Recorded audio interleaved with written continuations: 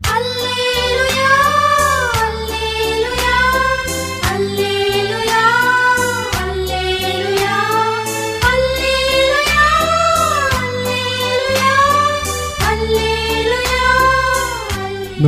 போன வாரத்துக்கு முந்தின வாரம் ஒரு செய்தியை பார்த்தோம். தேவ சந்நிதியில் எட்டின காரியம்,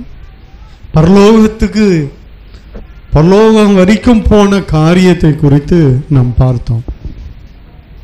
எத்தனை பேருக்கு ஞாபகம் இருக்கா? நம்ம ஒரு சில வாரங்களாக பார்த்தோம். பரலோக சமூகத்தில், தேவ சமூகத்தில் எட்டின காரியம் பார்த்தோம். முதல்ல அந்த ஆசாரியர்கள் எழுந்து நின்று ஜனத்தை ஆசீர்வதித்தார்கள். அவர்களுடைய சத்தம் கேட்கப்பட்டு அவர்களுடைய விண்ணப்பம் அவருடைய பரிசுத்த வாசஸ்தலமாகிய பரலோகத்தில் வந்து எட்டினதுன்னு பார்த்தோம்.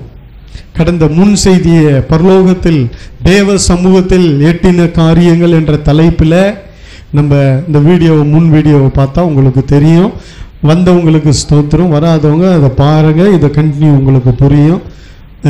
கர்த்தர் நல்லவர். ரெண்டாவது என்ன பார்த்தோன்னா, கொர்நேலியுவின் ஜபங்கள், தான தர்மங்கள், அவனுடைய தேவனுக்கு பயப்படுகிற பயங்கள் எல்லாம் தேவ சமூகத்தில் மேலே எட்டி அங்கிருந்து ஒரு தூதனை அனுப்பி அவனை குறித்து காரியங்கள் எல்லாம் வெளிப்படுத்தப்படுகிறது. அவன் குடும்பம் ரட்சிக்கப்பட்டு அந்த நாளிலே அவன் குடும்பம் முழுவதையும் அபிஷேகித்து ஒரே நாளிலே அந்த குடும்பத்தை மீட்டெடுக்கும்படி தேவன் உதவி செய்தார். அந்த குடும்பம் ரட்சிக்கப்பட்டு ஞானஸ்நானம் எடுத்து அபிஷேகம் பெற்று பெரிய ஆசீர்வாதத்தை அந்த முழு குடும்பமும், அந்த ஒரு மனுஷனால அந்த முழு குடும்பமும் ஆசீர்வதிக்கப்பட்டது. தேவ சமூகத்தில் எட்டின காரியம். அதுவும் முந்தின வாரம் நம்ம பார்த்தோம். இந்த வாரம் நம்ம பார்க்கக்கூடிய ஒரு மகிமையான அருமையான ஒரு வார்த்தை இருக்கிறது. யாத்திராகமம் 2வது அதிகாரம் 23வது வசனத்தை வாசி. சில காலம் சென்ற பின் எகிப்தின் ராஜா மரித்தான். இஸ்ரவேல் புத்திரர் அடிமைத்தனத்தினால் தவித்து முறையிட்டு கொண்டிருந்தார்கள். அவர்கள் அடிமைத்தனத்திலிருந்து முறையிடும் சத்தம் தேவ சந்நிதியில் எட்டினது. அடுத்து எட்டின காரியம் கொஞ்சம் கவனிங்க, என்னோடு இருங்க, உங்க வேதத்தை திருப்பி வைத்துக் கொள்ளுங்க. அடுத்து இது மிக முக்கியமான ஒரு சாப்டர். இது கவனிங்க, இது ரொம்ப முக்கியமான ஒரு தேவ செய்தி. உங்களுக்கு நல்ல ஒரு வார்த்தை, கர்த்தர் கிரியை செய்த வார்த்தை இது. அவர்கள் அடிமைத்தனத்திலிருந்து முறையிடும் சத்தம். யாரு? தேவ ஜனங்க, இஸ்ரவேல் ஜனங்கள், அத்தனை லட்சம் ஜனங்கள் முறையிடும் சத்தம் தேவ சந்நிதியில் எட்டினது. தேவ சந்நிதி எங்க இருக்கு? மேல இருக்கு. தேவன் இருக்கிற இடம் தான் தேவ சந்நிதி. அதனாலதான் தேவ சந்நிதின்னு சொல்றோம். தேவன் இருக்கிற இடம் தேவ சந்நிதியில் எட்டினது. அடுத்த வசனத்துல வாசிக்கிறோம். தேவன் அவர்கள் பெருமூச்சை கேட்டு, அவர்கள் பெருமூச்சு, இங்க விடுற மூச்சு மேல கேக்குது. வேதனையின் மூச்சு, துக்கத்தின் மூச்சு, பெருமூச்சு, கண்ணீரின் பெருமூச்சு. என்ன சொல்றது செய்யறதுன்னு தெரியாம நடுங்கி கலங்கி வேதனையோடு இடுகிற அந்த பெருமூச்சு தேவ சமூகத்துக்கு போகிறது.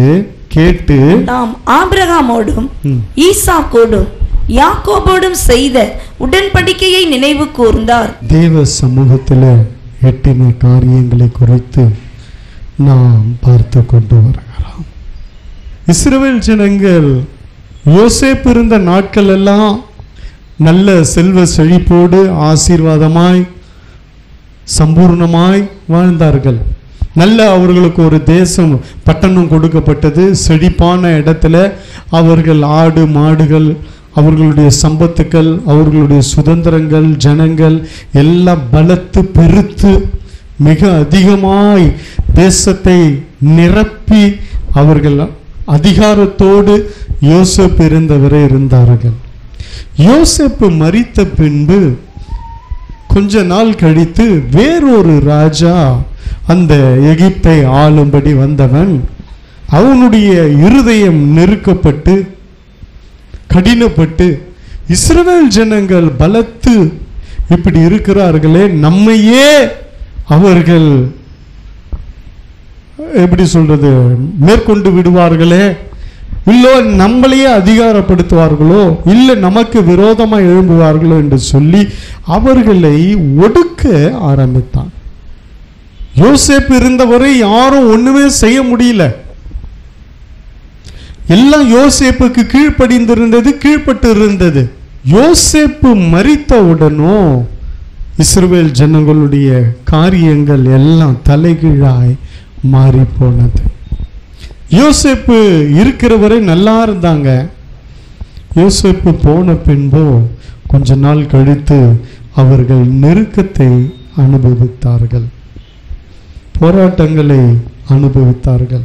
பல வருஷங்களாய், ஒரு வருஷம் 2 வருஷம் இல்லை, ரொம்ப வருஷமா, பல வருஷமா, நூற்றுக்கணக்கான வருஷமாய் அவர்கள் வேதனையை அனுபவித்தார்கள். அவர்கள் அடிமைத்தனத்தில் இருந்து அடிமையாய் மாற்றி போட்டான் வந்த எகிப்தினுடைய ராஜா என்ன பண்ணா, இஸ்ரவேல் ஜனங்கள் அத்தனை பேரையும் அடிமைத்தனத்துக்குள்ள கொண்டு வந்து அவர்களுக்கு ஆகாரம் கொடுக்காம மற்ற காரியங்கள்லாம் செய்யாம அவர்களை ஒதுக்கி ஓரங்கட்டி தனிமைப்படுத்தி தேசத்தில் இருக்கிற எகிப்தியர்கள் அவர்களுக்கு அடிமையாய் இருக்கும்படி வைத்து விட்டான். எகிப்தியர்களுக்கு இஸ்ரவேல் ஜனங்கள் அடிமையாய் மாறி போனார்கள். எல்லா வேலைகளும் அவர்கள் மேல் சுமத்தப்பட்டது, எல்லா நெருக்கங்களும் அவர்கள் மேல் வந்து இறங்கினது. தேசத்தில் அவர்கள் எந்த அளவுக்கு ஆசீர்வாதமா இருந்தார்களோ, எந்த அளவுக்கு அதிகாரத்தோடு இருந்தார்களோ, அவையெல்லாம் அப்படியே மாறி போனது. காரணம் என்ன? இந்த ஒரு மனுஷன் இல்லாமல் போனது நிமித்தம். இந்த மனுஷன் இருக்கிற வரைக்கும் அவர்கள் பலத்திருந்தார்கள், ராஜாவின் ஆதரவோடு இருந்தார்கள். யோசேப்பின் தயவு அந்த இஸ்ரவேல் ஜனங்கள் அத்தனை 1000 லட்சங்களுக்கு இருந்தது. இந்த ஒரு மனுஷன் இல்லாமல் போனது நிமித்தம் அந்த கூட்டம் பெரும் சஞ்சலத்தை சந்தித்தது. அந்த கூட்டம் பெரும் வேதனையை சகித்தது. அது மட்டுமல்ல, விடுதலையோடு இருந்த ஜனங்கள் இப்பொழுது அடிமைத்தனத்துக்குள்ளே வந்து விட்டார்கள். கொஞ்சம் என்னோட வாங்க, நான் சத்தியத்தை உங்களுக்கு விளக்கி சொல்றேன், புரிந்து கொள்ளுங்க. இன்னைக்கும் பிசாசு செய்கிற காரியம் நான் சொல்லுகிறேன். இன்னைக்கும் அநேக தேவ ஜனங்களுடைய வாழ்க்கையில வருகிற காரியங்கள். நல்லா இருந்தாங்க, நல்லா இருந்தது. யோசேப்பு இருந்த வரைக்கும், அதாவது யோசேப்பை போல ஆண்டவர் நம்முடைய வாழ்க்கையில, யோசேப்பு என்பது ஆண்டவர் இயேசு கிறிஸ்துனுடைய அவருடைய சுபாவத்தை கொண்டவன் தான் யோசேப்பு. தன் பரிசுத்தத்தையும் சாட்சியும் காத்து கொண்டவன் தான் யோசேப்பு. ஜனங்களுக்காக, தன் சொந்த குடும்பத்துக்காக நின்றவன் தான் யோசேப்பு. அதே போலதான் இயேசுடைய சுபாவத்தை கொண்ட புதிய ஏற்பாட்டு ஆசீர்வாதத்தை பெற்ற பழைய ஏற்பாட்டு மனுஷன். இயேசு இருந்த வரைக்கும் ரொம்ப நல்லா இருந்தது வாழ்க்கை.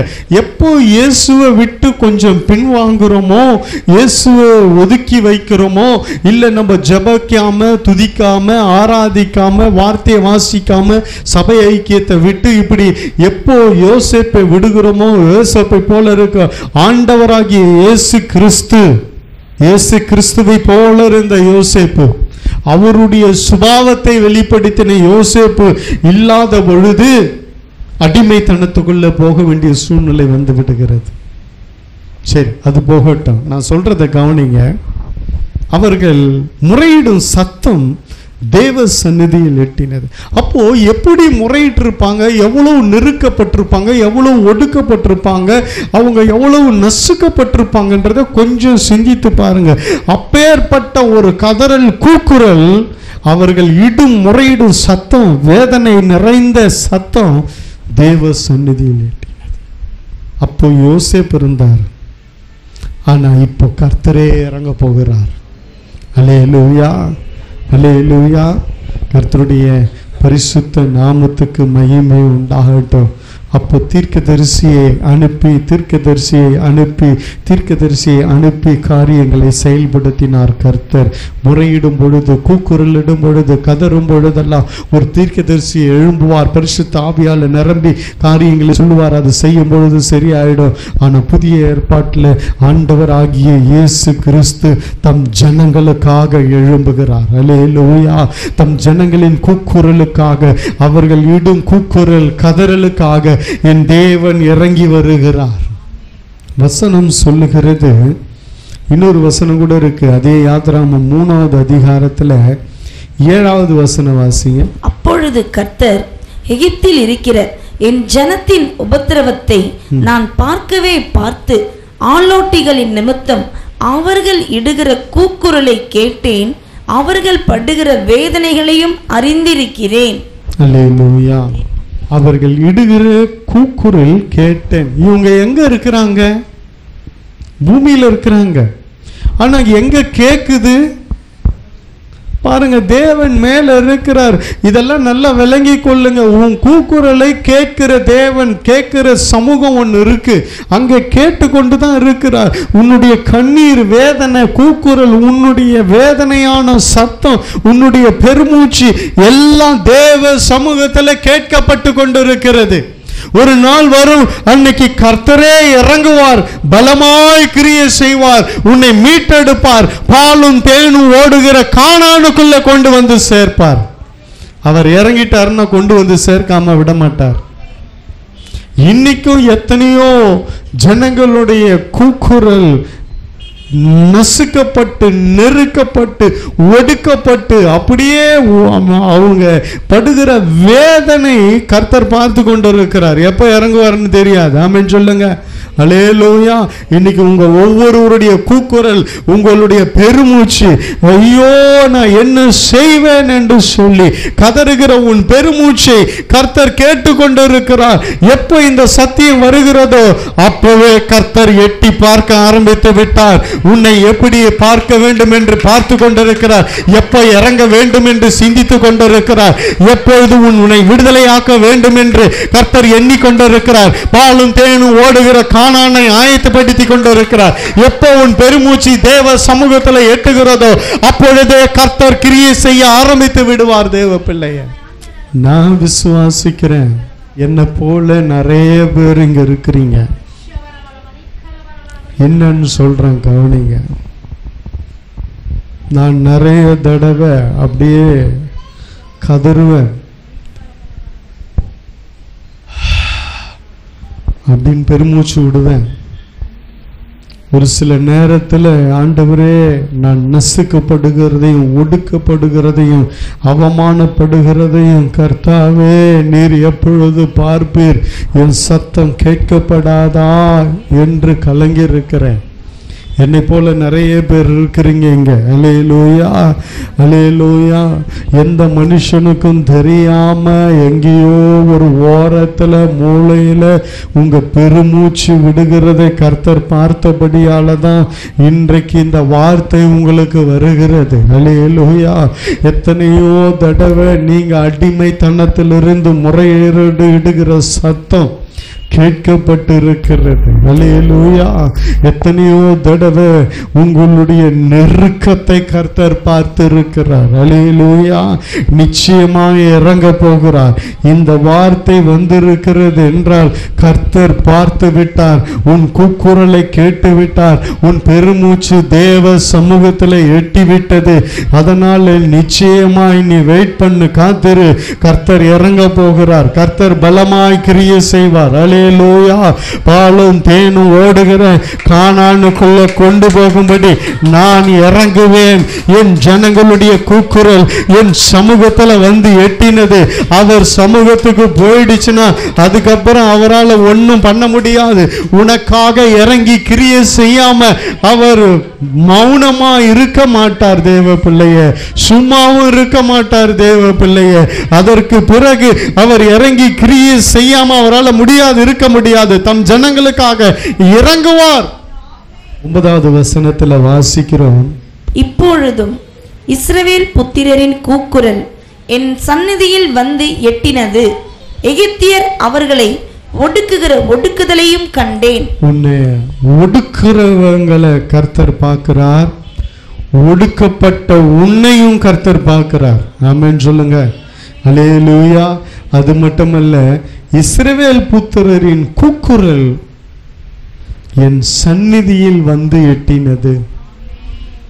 மேலே தேவன் இருக்கிறார், நம்ம பூமியில் இருக்கிறோம். ஆனா உன் சத்தம் மேலே துணித்து கொண்டிருக்கிறது. உன் சத்தம் மேலே கேட்டுக்கொண்டிருக்கிறது. பூமியில இங்க உன்னை சார்ந்தவங்க கேட்காமல் இருக்கலாம், என் பரலோக தேவன் கேட்டுக்கொண்டிருக்கிறார். உன்னுடைய அங்கலாய்ப்பை, அதுதான் ஆகாரம் சொன்ன, உன் அங்கலாய்ப்பை கர்த்தர் கேட்டுக்கொண்டிருக்கிறார்.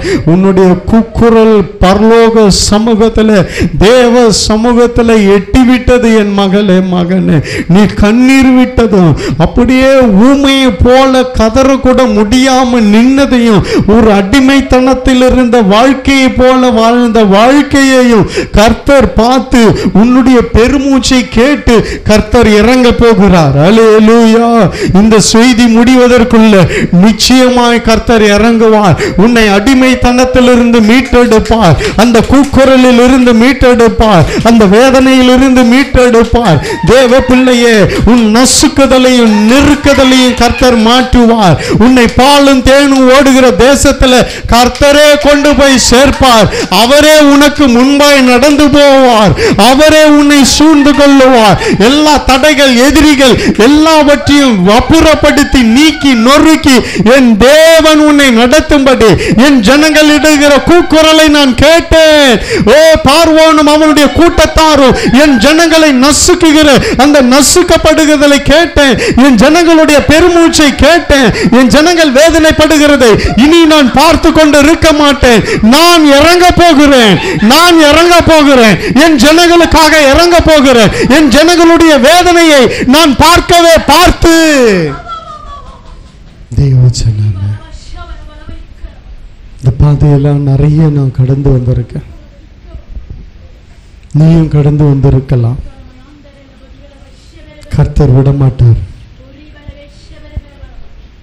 உன் குக்குரல கேட்டிருக்கிறார்.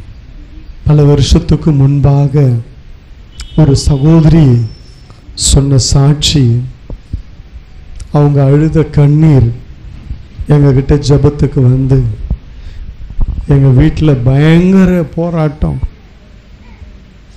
கணவர் ஒரு பக்கம், குடும்பத்தில் மாமியார் எல்லாம் சேர்ந்து என்ன, இந்த ஊர் அம்மா மட்டும் ஆண்டவருக்குள்ளே வந்திருக்கிறாங்க. அந்த குடும்பத்தில் வேறு யாரும் வரல.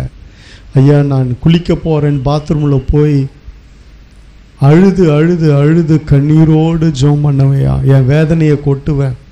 வெளியெல்லாம் அழ முடியாது, அடிப்பாங்க, ஏன் அழுகுற, ஏன் கத்துற, ஏன் இது பண்ணுறேன்னு. வீட்டுக்குள்ளே அவ்வளோ போராட்டம். எனக்கு எந்த சுதந்திரமும் இல்லை. காலையிலிருந்து வேலை நைட்டு வரைக்கும் முடிச்சுட்டு படுப்பேன். அந்த நைட்டில் 12-1 மணிக்கு எழுந்து அழுவேன்னு சொல்லி அந்த கூக்குரலை கர்த்தர் கேட்டு பயங்கரமாக கர்த்தர் அந்த வீட்டுக்குள்ளே கிரியை செஞ்சார். ஏன்னா ஒன்னே ஒன்று மாத்திரம் நல்ல ஞாபகம் வச்சுங்க, ஒரு மனுஷனுடைய நெருக்கத்தை கர்த்தர் மேல இருந்து பார்த்து கொண்டே இருக்கிறார். ஒரு மனுஷனுடைய கண்ணீரை கர்த்தர் மேல இருந்து பார்த்து கொண்டே இருக்கிறார். ஒரு மனுஷன் விடுகிற பெருமூச்சு, ஐயோ முடியலையே முடியலையே. இஸ்ரவேல் ஜனங்க இதை தானே சொன்னாங்க, எங்களால் முடியல ஆண்டவரே, முடியல ஆண்டவரே, எங்களை நசுக்குகிறாங்க, ஒடுக்குறாங்க, அடிமையை விட கேவலமாக எங்களை நடத்துகிறாங்க, எங்களால் ஒன்றுமே பண்ண முடியல ஆண்டவரே, ஆண்டவரே எங்களால் முடியல முடியல என்று சொல்லி கரங்களை உயர்த்தி கூக்குரலிட்டு பெருமூச்சு விட்டார்கள். அப்படின்னு கர்த்தர் பார்த்தாருங்க, கர்த்தர் பார்த்தாருங்க, கர்த்தர் பார்க்கிறாருங்க, கர்த்தர் பார்த்து கொண்டிருக்கிறாரு. நீ விடுகிற பெருமூச்சை கர்த்தர் பார்க்கிறாரு. ஒன்று அப்படியே ஒன்றும் பண்ண முடியல, பல்ல கடிச்சுக்கின்னு அப்படியே சகித்து கொண்டிருக்கிறத கர்த்தர் பார்க்கிறாரு. அதான் அந்த வசனம் சொல்லுகிறது, இப்பொழுதும் இஸ்ரவேல் புத்திரரின் கூக்குரல் என் சன்னதியில் வந்து எட்டினது. கூக்குரல் கத்துறாங்கங்க. முடியல ஆண்டவரே, எங்களால் முடியல ஆண்டவரே. நான் கூட எத்தனையோ தடவை சொல்லியிருக்கேன், என்னால் முடியல ஆண்டவரே, ஆண்டவரே ஏதாவது செய்யுங்க ஆண்டவரேன்னு சொல்லி. எனக்கும் தான் இந்த வார்த்தை, உங்களுக்கும் தான் இந்த வார்த்தை. உன் கூக்குரல், உன்னுடைய கண்ணீர் தேவ சமூகத்தில் நிச்சயமாய் எட்டும் தேவ பிள்ளைய. அது ஒரு நாளும் வீண் போகாது. உன்னுடைய பெருமூச்சு, உன்னுடைய நெருக்கத்தின் காரியங்கள் எல்லாம் எட்டும். இஸ்ரவேல் புத்திரர் கூக்குரல் அவர் சந்நிதியில், என் சந்நிதியில் வந்து எட்டினது. எகிப்தியர் அவர்களை ஒடுக்குகிற ஒடுக்குதலை கண்டு.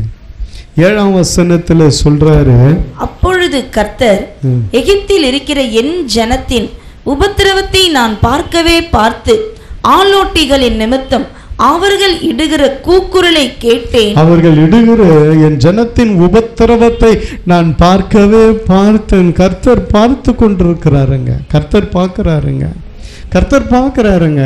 தேவ சமூகத்திலிருந்து பார்த்து கொண்டிருக்கிறது. தேவ சமூகத்தில் நிச்சயமா போயிடும் உன் கண்ணீர். தேவ சமூகத்தில் நிச்சயமா போயிடும் உன்னுடைய பயங்கரமான நெருக்குதலும் பயங்கரமான ஒடுக்கப்படுதலும். என்ன செய்யறதுன்னு தெரியலையே ஆண்டவரே, என்னை இப்படி நசுக்கிறாங்களே என்று சொல்லி நீ அங்கலாய்க்கிற அந்த அங்கலாய்ப்பு நிச்சயமாய் போயிடும். தேவ சமூகத்தில் போயிடுங்க. அல்லேலூயா. கர்த்தருடைய பரிசுத்த நாமத்துக்கு மகிமை உண்டாகட்டும். இதை தான் சொன்ன காலையில் ஆராதனையில். ஆபிரகாம் அவன் என்ன செஞ்சான் பாருங்க. ஒரே ஒரு கொஞ்சம் தண்ணீரை கொடுத்து, கர்த்தருக்கு ஸ்தோத்திரம். அந்த வசனத்தை எல்லாம் திருப்பி கொள்ளுவோம். 21:14 வாசிங்க. ஆபிரகாம் அதிகாலையில் எழுந்து அப்பத்தையும் ஒரு துருத்தி தண்ணீரையும் எடுத்து ஆகாருடைய தோளின் மேல் வைத்து பிள்ளையையும் ஒப்பு கொடுத்து அவளை அனுப்பிவிட்டான். அவள் புறப்பட்டு போய் பெயர் செபாவின் வனாந்தரத்திலே அலைந்து திரிந்தாள். ஆபிரகாமுக்காக வாழ்ந்து ஒரு பிள்ளையும் பெற்றெடுத்து கடைசியில அவள் அனாதை போல துரத்தப்பட்டாள். ஆபிரகாம் எவ்வளவு பெரிய செல்வந்தன், ஆனா சொத்தை பிரிச்சு கொடுக்கல, இல்ல ஒரு பணத்தையோ ஏதோ வழி செலவுக்கு வச்சுக்கோ என்று கொடுக்கல. சாப்பிடுற பொருளுங்க. அது என்னங்க, ஒரு நாள் 2 நாள் தின்னா சரியா போச்சுங்க. அதை கொடுத்து அனுப்புகிறான். வேற ஒண்ணுமே கொடுக்கல. அவள் பெயர்செபா வனாந்தரத்துல அலைந்து திரிகிறாள்.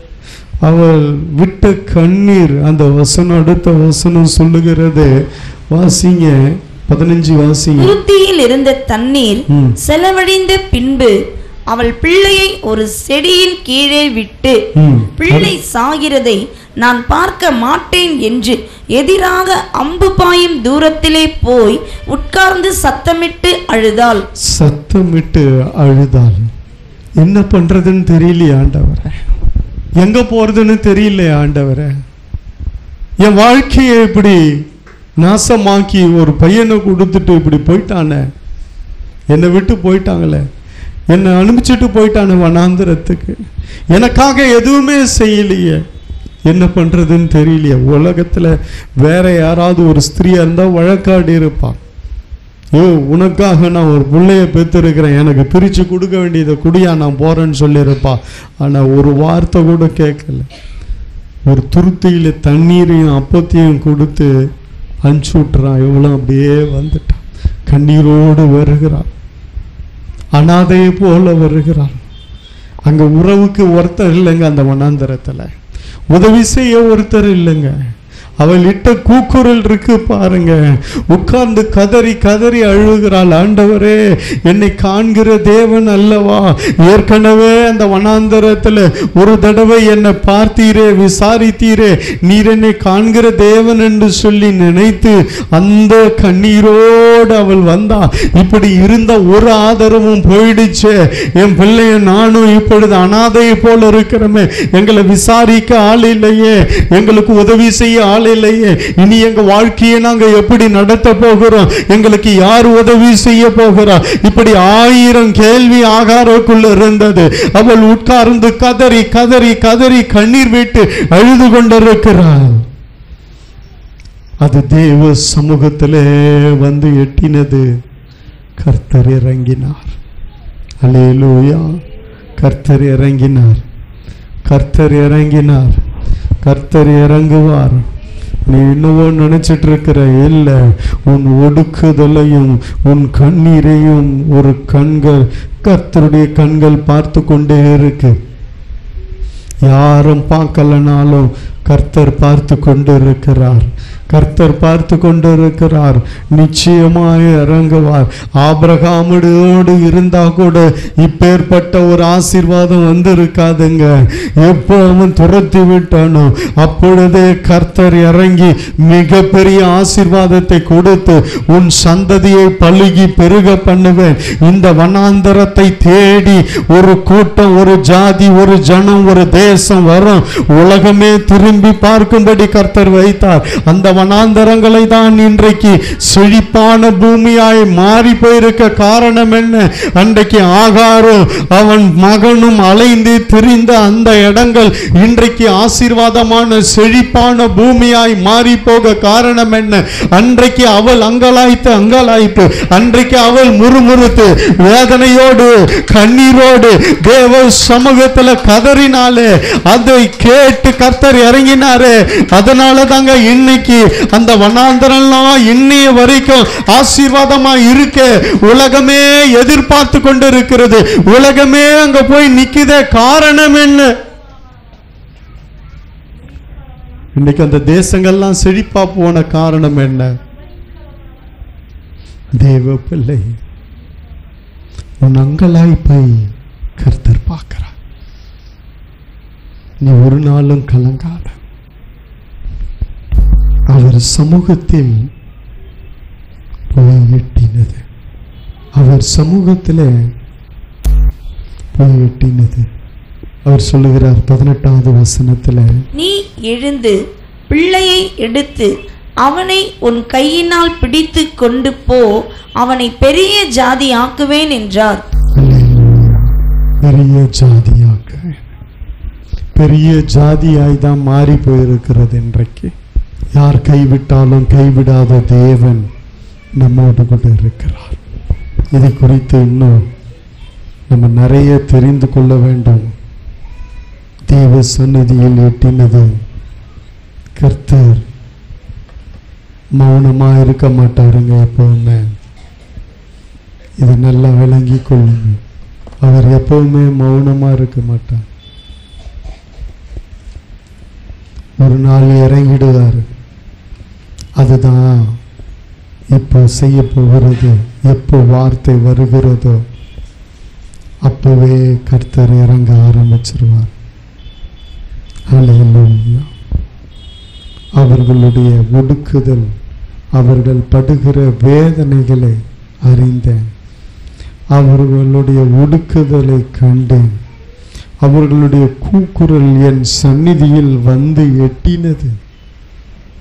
அப்போ எது தேவ சமூகத்தில் எட்டுகிறது பாருங்க. பரலோகத்தின் தேவன் எதை கேட்டு கொண்டிருக்கிறார், எதை பார்த்து கொண்டிருக்கிறார். எப்பொழுது ஒரு நபருக்கு காணான் வருகிறது, எந்த மனுஷன் நெருக்கத்தையும் ஒடுக்குதலையும் சந்திக்கிறார்களோ அவர்கள் வாழ்க்கையில பார்த்தீங்கன்னா கர்த்தர் நிச்சயமாய் பாலும் தேனும் ஓடுகிற கானானை கர்த்தர் கொடுக்கிறார். அல்லேலூயா. பல வருஷமாய் சகித்தார்கள், கர்த்தர் கொடுத்தார். இன்னும் நிறைய இருக்கு. நம்ம அடுத்த வாரம் கர்த்தருக்கு சித்தமானால் பார்ப்போம். கண்களை மூடி நாம் ஜெபிப்போம். அன்பின் பரலோக பிதாவே, இயேசு கிறிஸ்துவின் நாமத்தில் உம்முடைய சமூகத்தில் வருகிறோம். கர்த்தாவே, உம்முடைய ஜனங்களுடைய ஒடுக்குதலை பார்க்கிறீர். உம்முடைய ஜனங்களுடைய கண்ணீரை பார்க்கிறீர். உம்முடைய ஜனங்களுடைய அடிமைத்தனத்தை கர்த்தர் பார்க்கிறீர். கர்த்தர் பார்த்து இறங்கி கிரியை செய்கிற தேவனாயிருக்கிறீர் என்பதை நாங்கள் பார்த்தாயா. நீர் இறங்கி கிரியை செய்யும். அப்படி இங்கே யாராவது ஒடுக்கப்பட்டிருந்தார், நெருக்கப்பட்டிருந்தார், கண்ணீரோடு வேதனையோடு தன் காரியத்தை மௌனமாய் வெளியே கூட சொல்ல முடியாம, சத்தமிடாம, பெருமூச்சை விட்டு கொண்டிருக்கிற என் தேவ பிள்ளைகளுக்கு கர்த்தர் இறங்கி கிரியை செய்வீராக. கண்ணீரையும் பெருமூச்சையும் கேட்கிற தேவன் நீர் என்பதை வெளிப்படுத்தும். எல்லா துதி கண்ண மகிமை மக்காரட்டுக்கார் இயேசுவின் மூலம் பிதாவே.